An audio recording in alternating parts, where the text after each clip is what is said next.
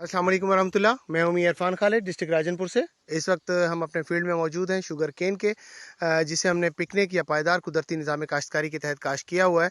और ये फील्ड जो है, इसको हमने नवंबर 2021 के अंदर कैनोला की इंटरक्रॉपिंग के साथ काश्त किया था।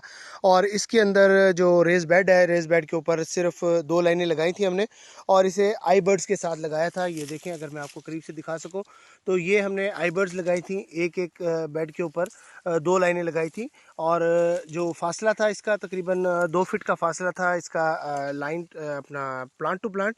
और रॉ जो है वो 42 इंच के बेड के ऊपर 2 लगी थी। तो अल्हम्दुलिल्लाह इस वक्त पोजीशन आपके सामने है। इस वक्त इसका कद जो है तकरीबन 5 फुट से तजावज़ कर चुका है।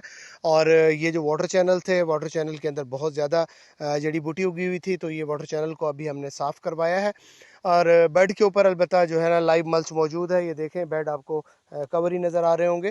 तो इस वक्त पोजीशन अल्हम्दुलिल्लाह हौसला अफ़ज़ा है। ये जो फील्ड है, इसके अंदर हमने पहले कैनोला की इंटरक्रॉपिंग की थी फरवरी के अंदर। इसके अंदर से कैनोला हार्वेस्ट कर लिया था, और उसके बाद जो है हमने इसके अंदर जो इसके नागे थे वो भी फिल किए, और साथ ही हमने इसके अंदर टिंडे की इंटरक्रॉपिंग कर दी थी।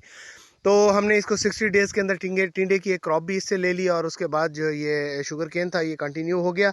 तो शुगर केन जो है वो अल्हम्दुलिल्लाह शुरू में बहुत अच्छा था, लेकिन दरमियान में आपको पता है कि साउथ पंजाब में और ख़ास तौर पे हमारे ओवरऑल पूरे पाकिस्तान में टेम्परेचर बहुत ही ज़्यादा शूट कर गया था, 50 क्लास क्रॉस कर गया था। और उससे ना सिर्फ इसकी बर्निंग हो गई थी, और बल्कि उसी दिनों इनको रूट रेस्ट का प्रॉब्लम भी आ गया था, और उसकी वजह से ये फील्ड जो है ना, वो मोर देन 80% अफेक्ट हो गया था और बहुत ज़्यादा मुतासर हुआ था।